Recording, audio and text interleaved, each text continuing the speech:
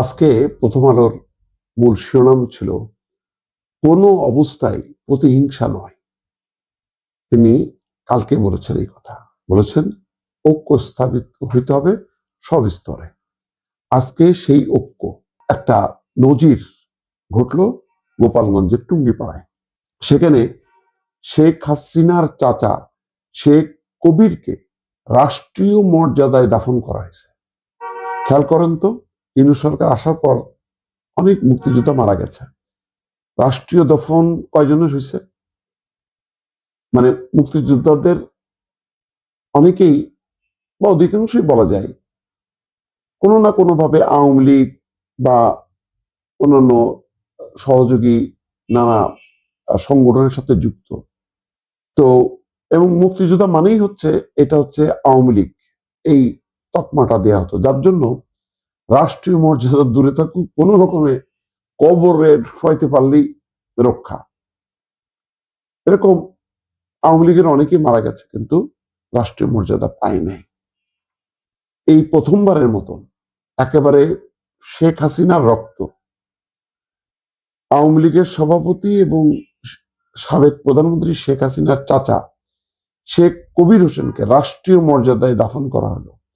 রোববার বিকালে গোপালগঞ্জের টুঙ্গিপাড়া গ্রামের পারিবারিক কবরস্থানে মা বাবার কবরের পাশে তাকে সমাহিত করা হয়।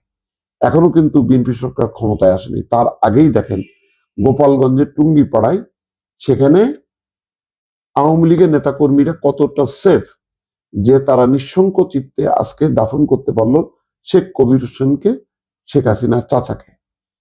৮৬ বছর বয়সে তিনি শনিবার সকাল 10:30টায় রাজধানী স্কয়ার হাসপাতালে মারা যান।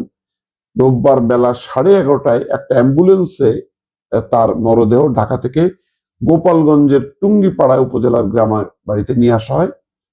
তারপরে সেখানে দেখেন টুঙ্গিপাড়া কোটালীপাড়া আসনের নবনির্বাচিত এমপি এস.এম. জিলানী, জেলা বিএনপির আহ্বায়ক শরীফ রফিকুজ্জামান, শেখ কবিরের ভাই শেখ নাদির হোসেন লিপু, পরিবারের সদস্য, আত্মীয় স্বজন, পুলিশ প্রশাসনের পদস্থ কর্মকর্তা, মুক্তিযোদ্ধা এবং স্থানীয় গণ্যমান্য ব্যক্তিরা তাকে দাফন করে।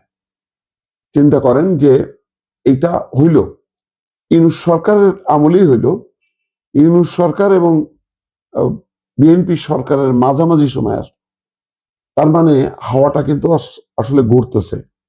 সেই কোনো কিছুতে হইলেই মানে আওয়ামী লীগ জ্বালায় দাও, পুড়ায় দাও, এই অবস্থাটা নেই। আজকে এই শেখ কবির হোসেন অত্যন্ত লাকি। এইরকম ঘটনা যদি আরো 2-3 মাস আগে ঘটতো, যেখানে এইভাবে মর্যাদা দেয়া হয়েছে, দেখা গেল যে কবরের মানে ওই লাশ তুলে জ্বালাই দিত অথবা কবর তছনছ করে ফেলা হতো। এই হিংসার চর্চাটা আমরা দেখছি, যার জন্য মানুষ এখন এই হিংসা থেকে মুক্তি পেতে চায়। আজকে এই মুক্তির একটা নিদর্শন আমরা দেখলাম গোপালগঞ্জের